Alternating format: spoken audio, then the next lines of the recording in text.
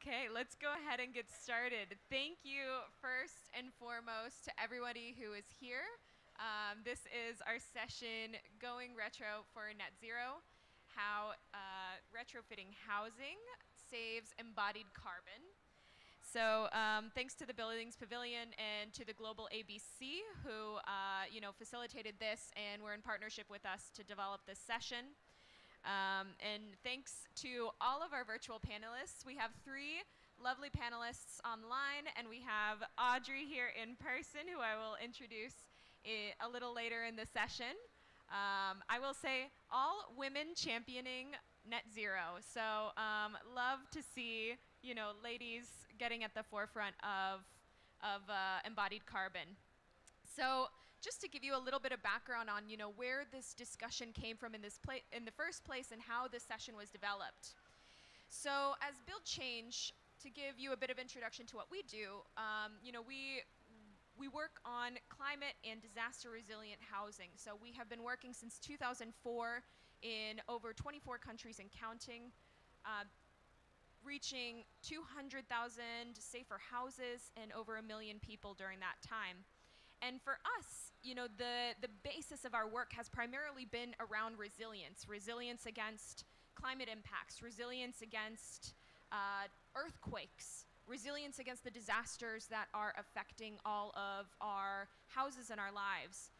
But recently, we've done so much work around resilience, and we have started to look at the net zero side of things. And we have started to figure out, how can we not only contribute to greater adaptation and resilience, but how can we also contribute to achieving net zero? And so we started to look at the impacts of Build Change's projects in the embodied carbon sense around the globe. And what we noticed is that, from the offset, there's not a lot of data in the global south around embodied carbon. I myself am from the US, and in the global north, we're talking about all of these very sophisticated methods of carbon accounting, yet in the global south, we don't have that same level of data. So that to us was a problem, and that's really the genesis of where this session came from. We have been doing a lot of work around also the concept of improving vulnerable housing. So how do you retrofit structurally?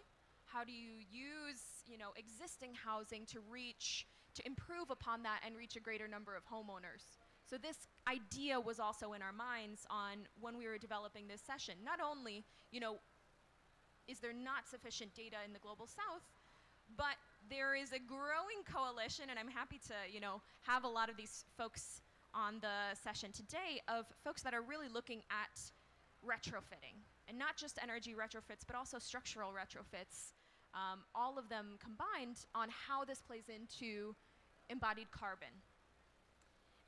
And so the question for us started to emerge: could there be a carbon-related argument here? And better yet, how can we connect the findings of this study that we undertook, and which my colleague Lizzie will be presenting, and connect them with the efforts that partners have already been championing for years?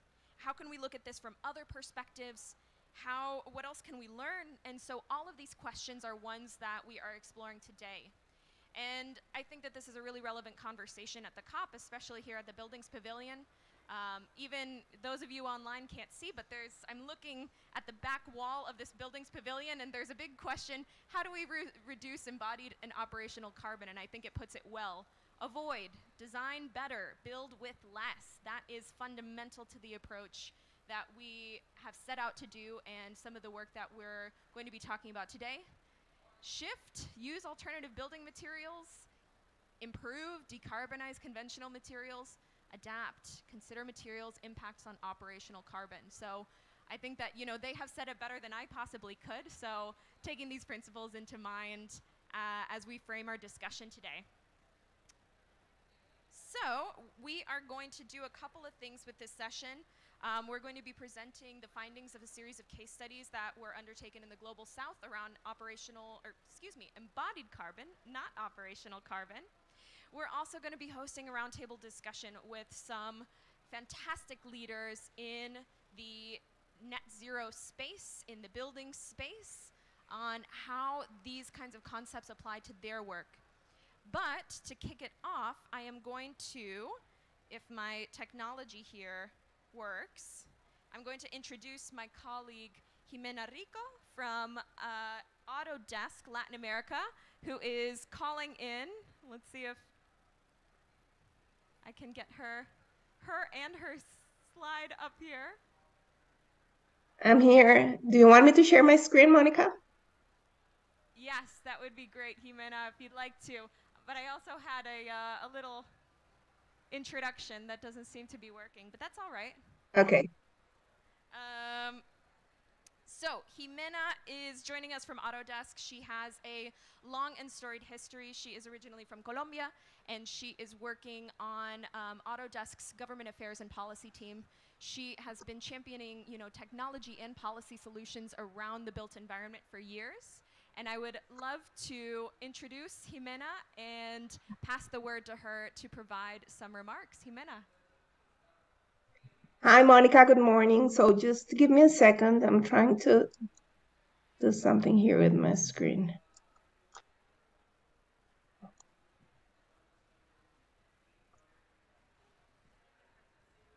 Maybe you want to switch it. I think we can see if you want to switch it to presentation mode, Jimena. Yes, just a sec.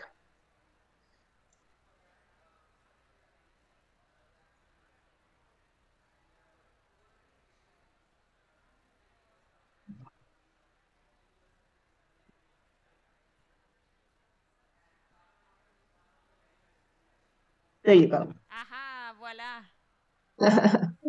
Okay, so Monica, thanks for the introduction. Thanks for having me here in this panel. So as Monica was saying, I'm Jimena. I work for Autodesk in the government affairs team. We've been partnering with Build Change for years now, supporting their mission, of improving the quality of life of people and reducing risk and life loss through the use of technology. So Autodesk technology is used to solve challenges, big and small. We do not believe in progress, in waiting for progress. We believe in making it by combining technologies, talent to find solutions to challenges we face today. In the government affairs organization, we partner with governments around the world and advocate for public policies and government actions globally that create opportunities and help solve critical public challenges in alignment with our corporate values.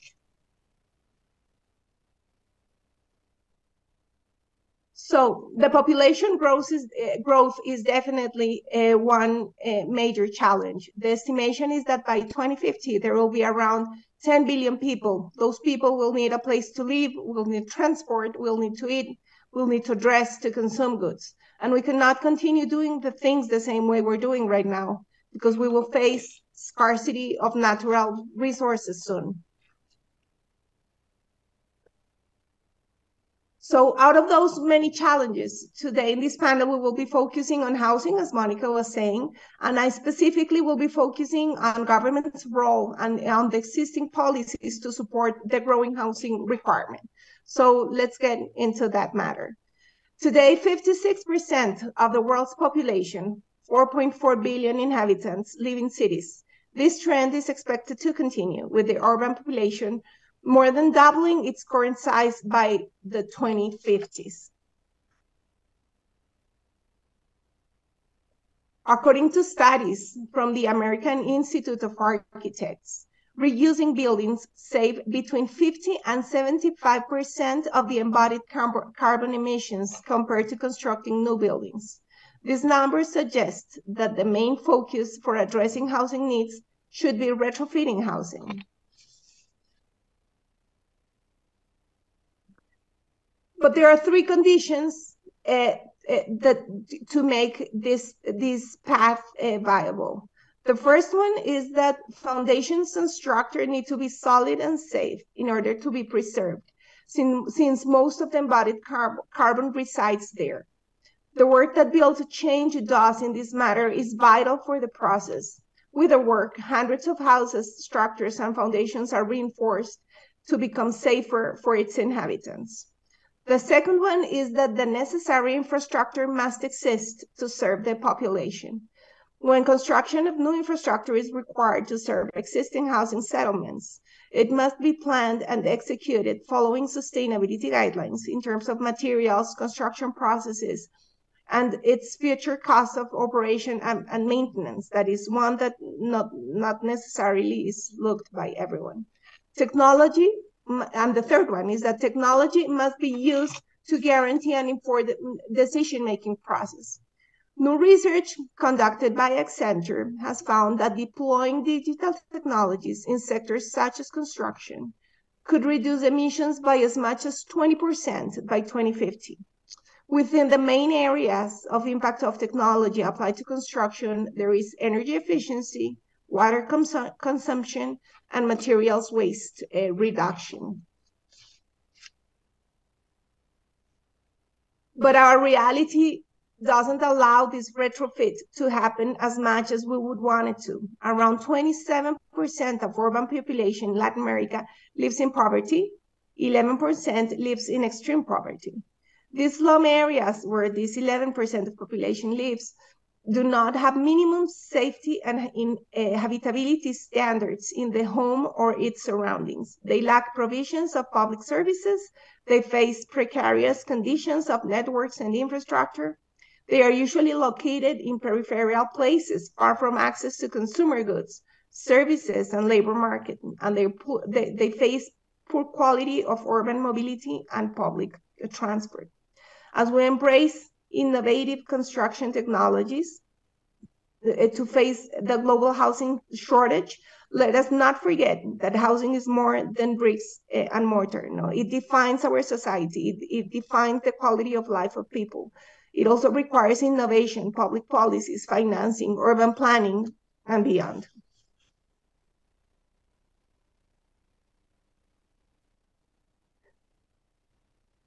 Many governments across Latin America have pursued a variety of policies with respect to improving housing quality and preventing slums, but nothing seems to be enough.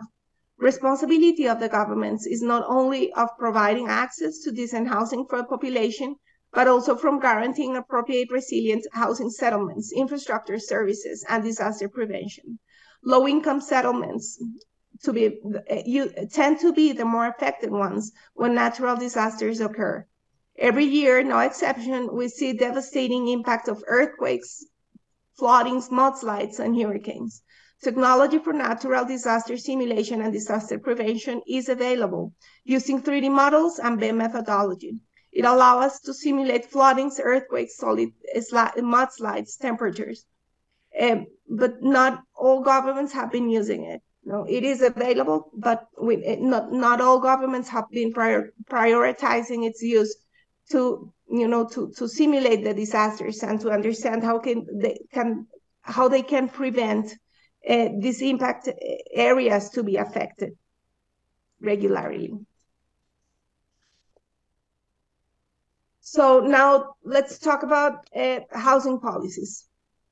Across the region, governments have gradually moved from directly providing housing to mechanisms and instruments for the market to increase the supply of housing. Most of these initiatives are designed to promote the construction of new houses, not to retrofit existing ones. These figures that I'm showing right now are figures from the New Urban Agenda, and they show the estimated cost of densifying the city centers, leveraging existing buildings and infrastructure versus the horizontal expansion of cities to the peripheries. If we analyze the numbers in the table, you can see that there's not only the housing per se cost considered. The cost of access to basic services is important part of this calculation. The ease of access to education, to health services, recreation, accessibility to work areas are being considered also. All these are very important factors that must be considered by governments when defining and supporting housing programs. There is extensive experience in Latin America in terms of housing policies and programs that reflect results with greater or lesser success when facing the deficit, although none of them have been able to close the gap. So we're going to go through a short analysis on some of the policies that I found more relevant, to address this topic that brings us here today. So this is Chile. Chile pioneered in the 70s the adoption of market-oriented social housing policies and the use of demand-side subsidies. Many of the countries in the region followed this approach. This approach was granted, state grants or cash supplements to enable low-income households to afford housing. Currently, the policies are based in a mixture of subsidies and financing, primarily focused on densification of the urban areas. Mexico. So starting the year 2000, Mexico reached historical figures for new housing and in turn for uninhabited housing. The country granted subsidies for houses located mostly on the outskirts of the cities, with negative impact on the quality of life of inhabitants due to the long distances they had to travel to reach their workplaces. Millions of people lost during that period of time not only their home, but the right to access a mortgage. The 2020 census counted more than 6 million uninhabited homes, 14% of the total housing stock by the moment. Currently, there are subsidies to build, expand, or improve housing in rural and urban areas with coverage that seems to be insufficient, and it's a reality in most of the countries. Now, Colombia. So in Colombia, the government is prioritizing financing programs that allow the acquisition of new homes that meet sustainability requirements. The sustainability strategy is being approached by different sectors, public and private, with high level of acceptance across all segments. Sustainability right now in terms of housing is priority for this government and for the previous one. And as you can see in the screen, there are some percentages of the different sectors of the industry that has a sustainability agenda or that has a sustainability strategy. And 95% of the people that answered that study, that census made by the government, confirmed that in the next 5 years, they will be having a sustainability agenda if they do not have one right now. Now, Argentina. In the case of this country, there is a mixture of policies that goes from government investment in urban development in the most vulnerable areas, social rentals, and public-private investment. Developers who decided to invest in the construction of buildings for social income, for example, will be obtaining tax benefits for up to 60%. The country's national sustainable housing strategy with a special focus on energy efficiency, bioclimatic design, and the incorporation of renewable energies. Now, until the 1980s, Brazil has been like the reference, using direct government provision of social housing. As you remember, when we're talking about Chile was a reference because it was like promoting the market offer directly, but Brazil was mainly supported by the government. Current programs in Brazil, such as Minha Casa, Minha Vida, My House, My Life, and PAC, which is PAC Favela, vastly increased the resources and scope of intervention of social housing and slum upgrading, enabling slum upgrading policies to be implemented in an unprecedented scale. But even though, it's not being enough either. So as a conclusion of this analysis on what is existing right now and what is needed, to address the shortage of housing and to address the climate targets and to really, use retrofitting as the best strategy. So these are the conclusions, So retrofit policies need to be in place. As you remember, most of the policies that we went through are for new housing, not for retrofitting. Redensification in the city centers is necessary, is the more efficient cost strategy. Infrastructure services for housing settlements are important as the house itself. You need to provide people with a house, but with a supporting infrastructure. And the use of technology is vital to achieve these efficiencies and sustainability objectives, as well as to prevent disasters. So as Monica was saying at the beginning, we know that technology is a major part of this initiative. It needs to be used to really, impact the different targets that we have set in the industry and that we have set in this specific objective. And the importance of the role that Build Change has been doing, is it's huge. It should become, more, should gain more support from different governments, because as we were saying, in the amount of people living in houses and in areas that really need reinforcement of structures, and to guarantee that people can live there safe is massive. Thank you, Jimena. Thank you so much. I think that was a beautiful kind of tour of Latin America, and it brings some of the questions that we're addressing today to not only should the be national. targets for that kind of strategy. Oh, I think we lost her. Maybe it cut out. I'm here. There she is. I was just saying thank you I'm so much, here. Jimena. That was a really lovely tour of Latin America, and it really brought to the national policy level the understanding of how do some of these considerations come into play when we're talking about global policy and advocacy. Like how does this fit in? So I think drawing attention to the role of technology to also, not just, as you said, housing is not just bricks and mortars, it's people, it's the people living in them, and so that's essential to consider when we're thinking about carbon. We often think about the data and the buildings, but this brings to the human element as well. So thank you so much.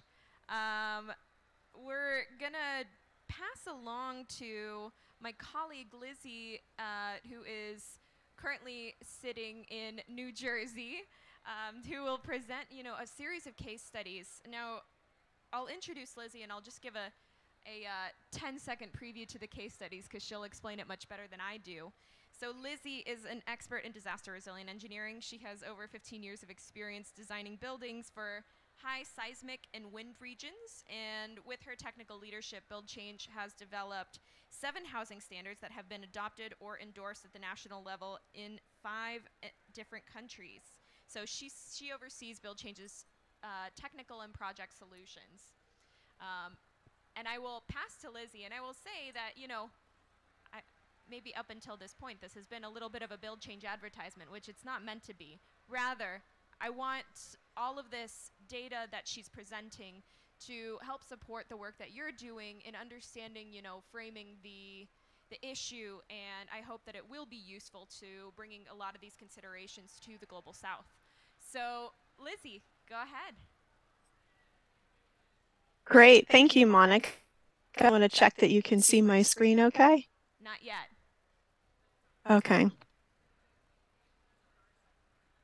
Maybe we can see Lizzie on the video?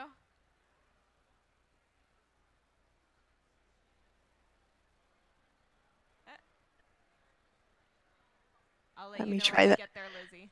Okay, let me try again. My Zoom's acting up here.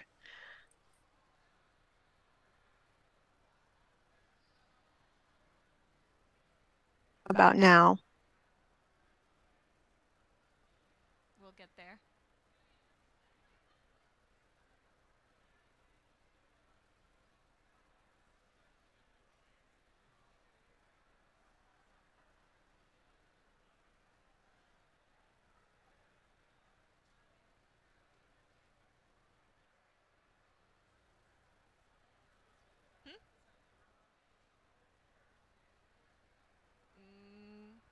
Almost. Getting ready for takeoff.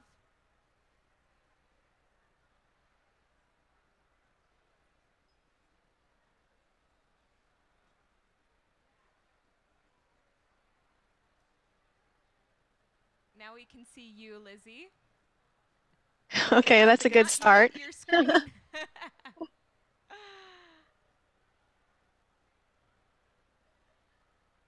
It seems to have me logged in twice, which is a bit odd. There we go. It just needs time to warm up, I think. Thanks everyone for your patience. Ah, there we are. Okay. We are in business. Great. Okay, thank you. Thanks everyone, and thanks Monica and to the Buildings Pavilion and Global ABC. I'm also so pleased to be here with Jimena. Thank you for that introduction into the topic, as well as Lori and Audrey to talk about this important topic.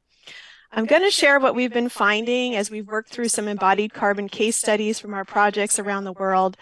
These are projects that first and foremost aim to improve the disaster resilience of homes. However, in many cases, much more work was done, such as habitability improvements and even expansion of new space or additions to the home. Really quickly, I know Monica already gave an introduction to Build Change, so I won't go into a lot of detail here, but Build Change is an award-winning nonprofit social innovator. We are the global leader for systems change and resilient housing, and we work to protect people and their livelihoods by preventing housing loss caused by earthquakes and climate-induced events. We work both before and after disasters, and we are working to transform the systems for regulating, financing, building, and improving housing around the world. When we step back, we could see two seemingly conflicting global challenges. First, the urgent need for disaster and climate resilient housing to face challenges of substandard housing stocks and hazards that are being exacerbated by climate change, and particularly for already vulnerable groups. On the other hand, the second challenge is that we need to reduce emissions in the building sector, which means not just tackling operational carbon, but also embodied carbon emissions. So how do we balance these two potentially competing needs? And what we've found, as Monica mentioned, is that we can reduce emissions and improve resilience by improving housing that already exists. We have historically focused on addressing the first challenge of increasing the supply and demand for resilient housing and addressing the need for climate adaptation. Many of the communities that we work with are already experiencing the effects of climate change. The example here is from our climate resilient housing program in Honduras, where we're retrofitting housing in the Sula Valley to better resist hurricanes and earthquakes, and also to be able to make a second story that gives people somewhere to go the next time the floodwaters rise. Lizzie, I'm going to just jump in here because I don't think we can see the changing slides on your screen, and I think you've moved on to a different one. Yeah, okay, sorry, let me... No. I don't know, my Zoom is not quite working. Let me pause the share, and then... I know you have a lot of rich content there, so I want to make sure that we see it. Yeah, sorry about that. I don't know why Zoom is acting up here.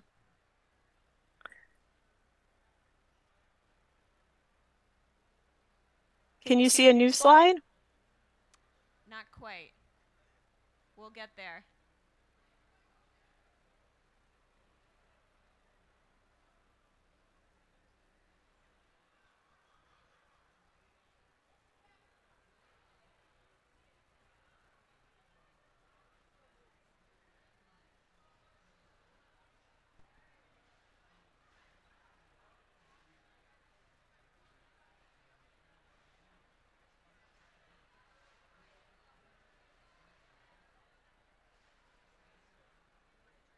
Yeah.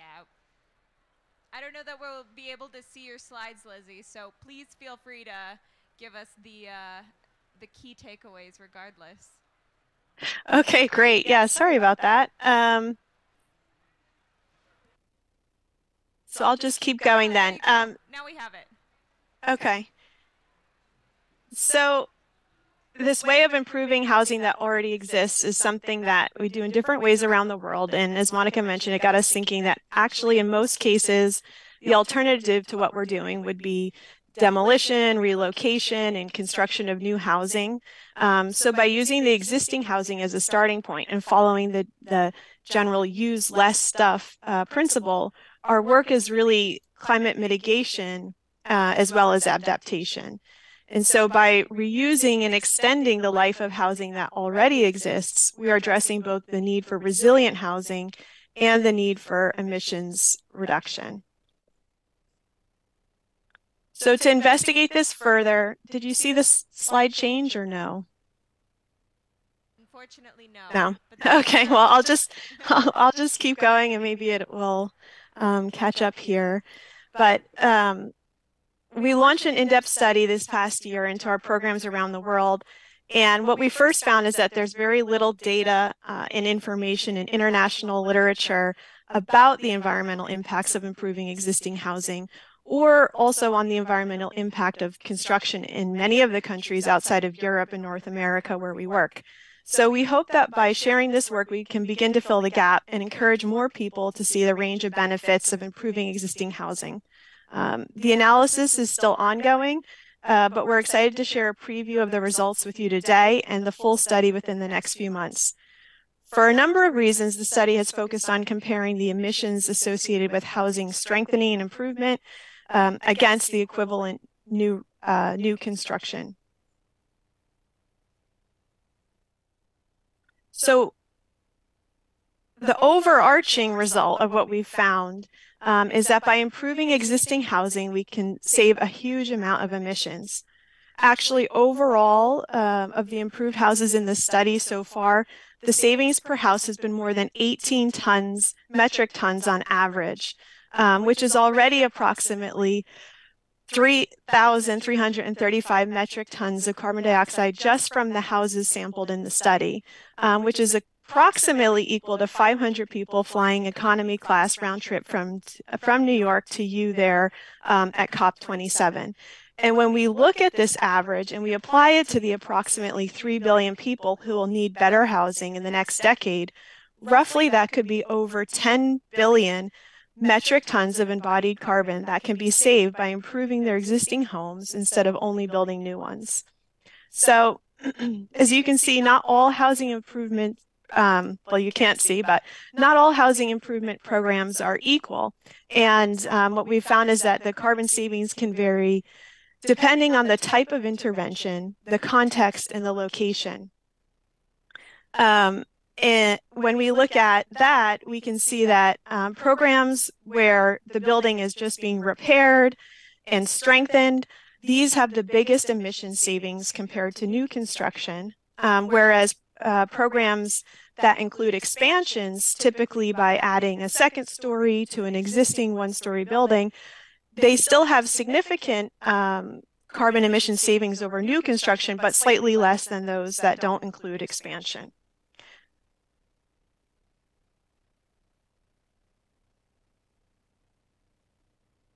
And what we found is that using the case study of some of our programs in Haiti, which is a post-earthquake reconstruction context, the average embodied carbon savings compared to equivalent new construction is around 60% actually when the home is strengthened and repaired, compared to when the home is also expanded, it is then around 40% still savings. So we compared to new construction. So like I said, when we have the repair and the retrofit and the strengthening only case, we have around 60% savings. And even when that house is expanded to a new story, providing new living space, we still find that that's around 40% savings.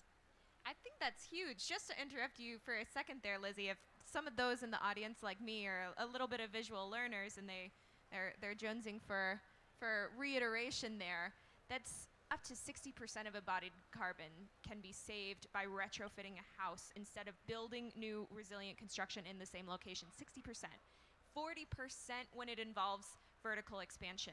So I think that's important to keep in mind in itself, and I just wanted to make sure that people were catching that point from you, Lizzie. But I'll pass the word back to you. Great, thank you. Yeah, I just tried while you were chatting. I tried. There it is. We had it for a second. We'll roll with the punches. Okay. Can you hear me now? Sorry. Yes, we can hear you. Great. Okay. So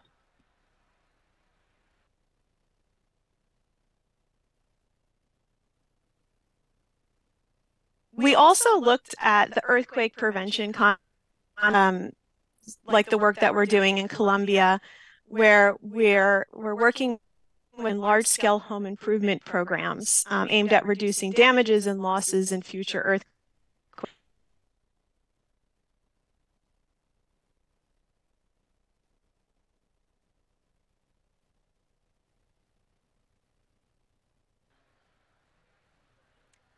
Yeah, unfortunately, it seems like we've lost Lizzie on the video feed. I'll wait for 30 seconds, but if she doesn't come back, then we can move on. I think she also kind of got to the heart of what this finding was. I think when we embarked on this study, we didn't actually know what was going to come of it. You know, we had this hypothesis, but we were open to the idea that we were going to be proven completely wrong. And here it is. There's the data right in front of us. And so I think that's really essential. And just, you know, I'll add in my 2 cents while her video is buffering, as well as, you know, other considerations of this that we found is that not only does it save embodied carbon, but it also saves costs. And a study that we published earlier this year, we found that improving existing housing on average is about 23% of the cost of new construction, which means that, you know, for the price of one new house, you can improve 4. So that is also something to keep in mind when it comes to resilient housing. And maybe there it is. Lizzie, are you still with us? Yeah, sorry about that. No, I think, you know, we're navigating many technological challenges here at COP. Great. So as I was saying, we looked at also some of our work in Colombia. And as people have not experienced a serious earthquake in living memory in Bogota, where we're working, many people have some reluctancy to invest in upgrades to their home for seismic. So to incentivize homeowners, we've also paired structural improvements with improvements for habitability and also the opportunity to add a second story. And these incentives are critical to the success of the program, but yet they only add, in the case of habitability improvements, just 7% of the total emissions for the work. And there in green, you can see that the added emissions for the vertical expansion are significant, but you're also adding a significant amount of new space to the building. And we also looked at St. Martin, where we looked at the impact of design performance levels in post-hurricane reconstruction. And when you design home strengthening improvements, you can design them for different levels of resilience. And what we found in that case is that if you look at a risk reduction approach where you're focusing on critical deficiencies, but yet maybe not a full upgrade of the building, you have 80%, over 80% embodied carbon savings, whereas if you're focusing on a life safety upgrade, where that's about the equivalent level of resilience to future hurricanes as new construction, you have over a 65% savings in embodied carbon as new construction. And so we're continuing to build our analysis to incorporate additional case studies, and we look forward to sharing the full study and findings, as I mentioned, in the next few months. Before I wrap up, I just wanted to mention some of the other benefits of improving existing housing beyond environmental. It's also much cheaper to improve existing housing. It's hard to get data on the cost of improving existing houses, though, and it's a common misconception that it's going to be expensive. And so we did a study last year of around 1,500 of our home improvement designs from 14 countries around the world about the cost of improving vulnerable housing. And the full study is available for download on our website. And what we found is that overall, on average, improving existing home costs less than a quarter of what it would cost to build an equivalent new home. I think Monica may have just been mentioning that. And further, there's a lot of other benefits, social benefits that we've found for improving existing housing. both, at the household level, at the community level, at the national level. And I'll just mention that also available on our website is our guide to resilient housing. And this goes into much more depth on these additional benefits of improving existing housing as well. So in summary, I like to say, we can balance emissions reductions with resilience improvements in the housing sector by focusing on improving existing buildings and using what already exists. There are also, significant environmental benefits to improving existing housing, even when the building needs repairs, and in strengthening is also paired with vertical expansion. So stay tuned for our upcoming publication and more information on our first of its kind international data set of emissions associated with improving existing housing. Thank you. And thanks for your patience with the Zoom issues. Thanks so much, Lizzie. And you will all have the opportunity to download the fact sheet that previews all of these findings at the end of the session, so stay tuned. In the meantime, I would love to invite our in-person speaker. Thankfully, I will no longer be the only one on stage here. Audrey Nugent. She is the Director of Global Advocacy with the World Green Building Council. She leads the advocacy and policy work collaborating with green building councils around the world to champion ambitious and innovative public solutions that drive the systemic change needed in the built environment. Online, I would also love to welcome Lori Ferris, if our technology will oblige. Lori, as she's coming on the screen, I'll introduce her. She is a principal and director of sustainability and climate action at the Boston-based design firm Goody Clancy. So she leads architecture and preservation projects and research investigations for premier educational institutions that are renewing heritage campuses while advancing climate action goals. So this is a fantastic view of, at Build Change we do resilient housing only, but at World Green Building Council, they're looking at the built environment as a whole. And at Goody Clancy, Lori is also looking at how does historical preservation play a role. So welcome, Lori, and hopefully Lizzie can also still join us online if she's still there, if her Zoom will allow. But first, I'd love to turn to Audrey and just hear a little bit about what you're doing around embodied carbon in the built environment, some of the stuff that World Green Building Council has been working on.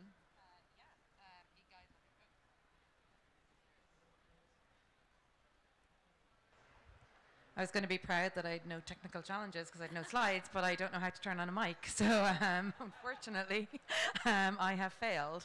But yeah, we at the World Green Building Council, we are big fans of addressing embodied carbon.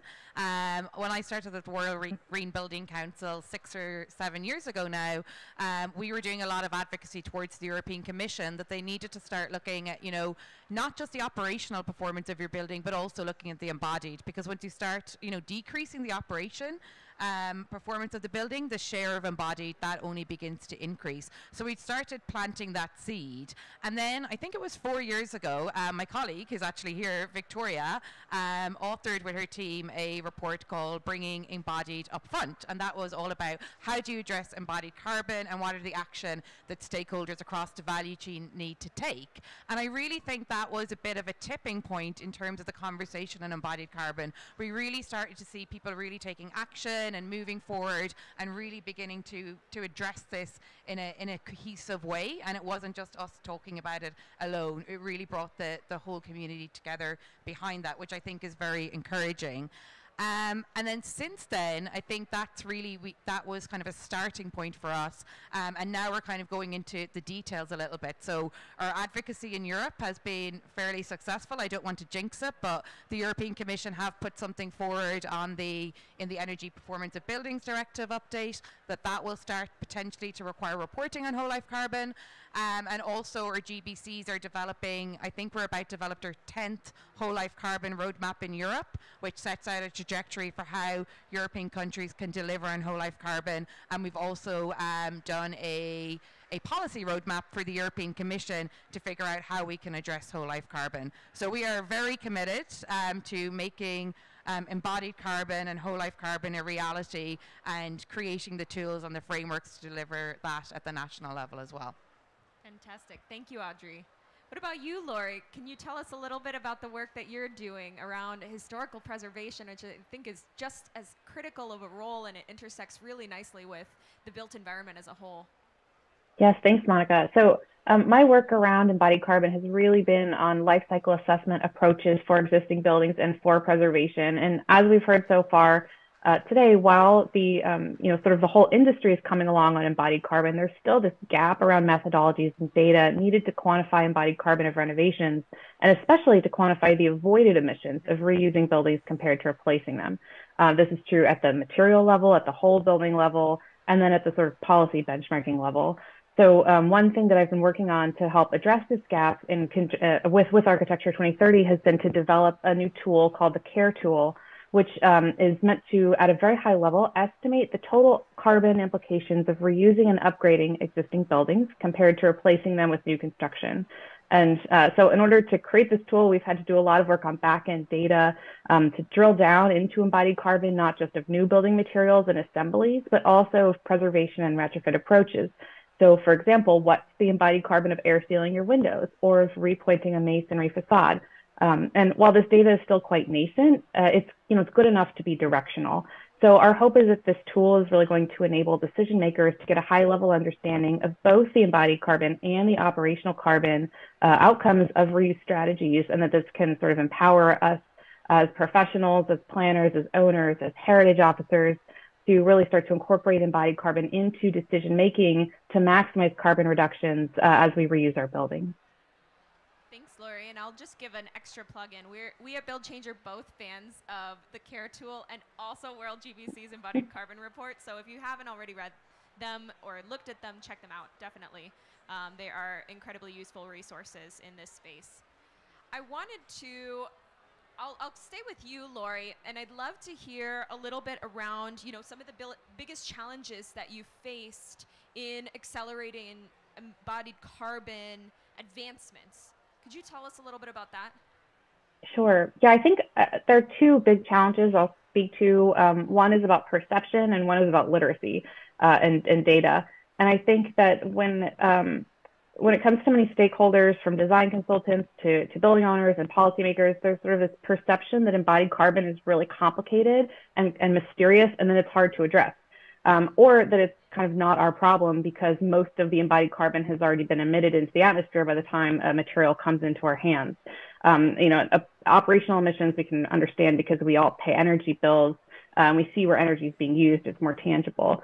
While embodied carbon is really hidden in the supply chain. So I think, this is one of the big challenges. And then on top of that, I'm not quite understanding embodied carbon or building literacy around that. There's also then that literacy around avoided emissions and this concept that by reusing something rather than replacing it, you're not just reducing emissions, you're avoiding new emissions. So building literacy around both of these concepts has been, I think, a challenge. And then to follow that, providing the data to back it up. Even if we understand these concepts, it can be hard to demonstrate them quantitatively using the same language and metrics that we use to talk about climate. And you already referenced this, that in the developed global north in the United States where I work, we think it's hard because our supply chains are really complex, and we have to rely on manufacturers to understand their supply chains, to be transparent about them, and then to invest money into reducing their impacts. We're starting to see more progress on this through the requirement and development of environmental product declarations, or EPDs.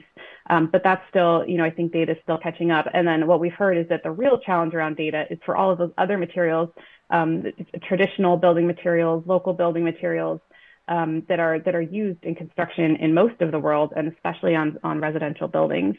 Those materials are really important because they are often more inherently resilient and sustainable, but it is, again, a challenge to provide the data to bring that back into the same metrics that we're used to using. Yeah, that's very helpful to think about, Lori, and I think that the thought that comes to mind for me is, how do we prove the counterfactual? How do we prove what kind of, the the materials that we didn't use. So I think that that's an important point to keep in mind, and we really need to think about how we're measuring, how we're framing the issue in the first place, so that we are thinking about this from an avoidance, from a prevention standpoint. Lizzie, while you're online, I'd ask you the same questions. What are some of the biggest challenges that we faced in undertaking this study in the first place? I know that we're still relatively new in this mitigation game, but there's still an uphill climb regardless of where you are in the space. Yeah, I mean, Lori said it really well, and I think we came across some of those same challenges. So having those environmental product declarations and those EPDs and information in data about the materials in the areas where we're working, a lot of the international databases are based on materials that are sourced and used in North America and Europe, and so how do we take that information and extend it, to different places where we're working that are outside of those locations? I think that's been a challenge, and we've moved forward in the best ways that we can. Also, sort of reiterating again the other point that Lori made is, there's just a challenge with kind of general accessibility and availability of information. There's a need for increased awareness, I think, around the environmental impact of planning and building decisions for all levels of decision makers, from homeowners, to city governments, to national governments, those folks that are making decisions about where and what and how to build. How can we increase awareness there about the impacts of these decisions on the environment? And there has been encouraging progress, I would say, within the industry. For example, in material production, using it's becoming more common to use partial cement substitutes, or there's been efficiency gains in cement production. And there's also been a lot of progress with design service providers with initiatives like the SE 2050. And I just would like to see, I think, that progress being more universally accessible across different stakeholders, across different parts of the world, and kind of just more widely available and advanced. Thanks, Lizzie. Audrey, I'll pose a similar but slightly tweaked question to you, advocacy director to advocacy director.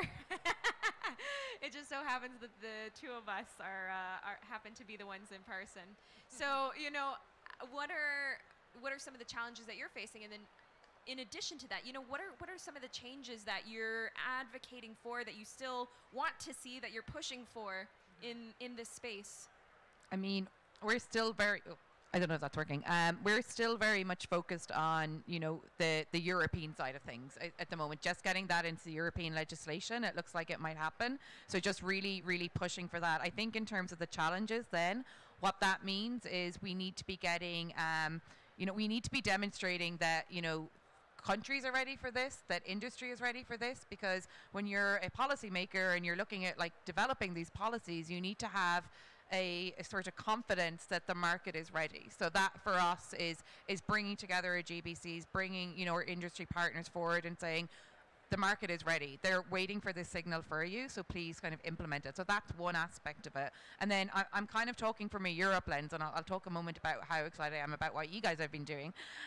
But the other side of that is some countries in Europe, and I'm sure this is the same everywhere else, if they're regulating their emissions, it's on the production side, but they might be importing the carbon from elsewhere. So actually, do they actually really care about the embodied carbon from a legislative perspective? So trying to get, some countries to care about that and to implement the regulation on whole life carbon, that's a bit of an uphill struggle in some places too. So I think that's really concerning. And then when you look outside of Europe, I think it's amazing that you guys have this data, because the data challenge is still a huge challenge in Europe. It's massive. That is what I spent a lot of my time talking about. How do we collect the data so that you can get benchmarks, so that you can get targets? So we need to be collecting that outside of Europe as well. So I think it's really great that you guys have these data points that you can back up and bring to policymakers, because that's so important. If you don't have that, it's really hard to get their attention, which I'm sure you are aware of. Yes, definitely. So I'm looking at the time, and our hour has absolutely flown by. I know. So I will pass to, you know, I'll throw in a kind of a question here for those of you online, and also for Audrey, is, you know, what's the one big takeaway that you want people to walk away from this session? What's the message that you want to convey? I'll start with Lizzie. Great, thank you. I mean, I think the key takeaway here is that, you know, we have an urgent need to do housing adaptation to save lives, and we can do this at the same time as reducing our carbon emissions by reusing and repurposing and improving what already exists. And we can do this at the same time as continuing to innovate and shift markets over time. But it's important to work now and not leave people behind.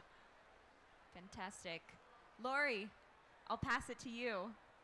All right. Yeah, I think my takeaway is that building reuse is climate action. We need a culture shift to value the tremendous climate action and climate justice potential embedded within the existing built environment, rather than thinking of it as a liability, and that we can really take lessons from these traditional and vernacular building approaches to really think about how we can better utilize local materials, technologies, and approaches to habitation that are responsive to local climates, local knowledge, and to develop really truly resilient models, both environmentally and culturally, towards a low carbon built environment. Thanks, Lori. Yeah, that's a fantastic point. Jimena, I see you online. I'd love to get your key takeaway as well.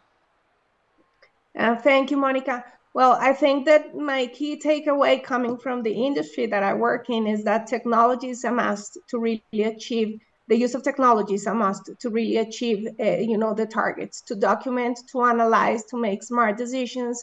It is available, it is, it is there. And on the other hand is that we need to continue encouraging policymakers to focus on policy with regards retrofit on housing, because right now it's not been a priority in the majority of the countries. Yeah, definitely. Audrey? Yeah, I think just echoing what has been said, and just the importance, you can sort of respect the local context and the local culture, and actually preserve the embodied carbon. And I think that, and also increase resilience, like that. It's a bit of a no-brainer. So I think, why not do it, basically. Definitely. So these are fantastic contributions. I cannot believe that we have spent an hour here. It has felt like 15 minutes, at least to me. But I will ask our very helpful IT support to put up the slide so that you can download the fact sheet. Maybe. Let's see. The slide? Thank you so much. And in the meantime, I wanted to say a sincere thank you to Audrey from World Green Building Council, from Lori from Goody Clancy, Jimena from Autodesk, and my own colleague Lizzie Collins for joining and for really pushing forth the agenda along embodied carbon. So if you have any questions, please feel free to find me after. I can connect you with the right person to ask them. I know we have a lot of virtual speakers, and that doesn't always make it easy to follow up on conversations, but I'd be happy to connect you. And thank you so very much for joining this session.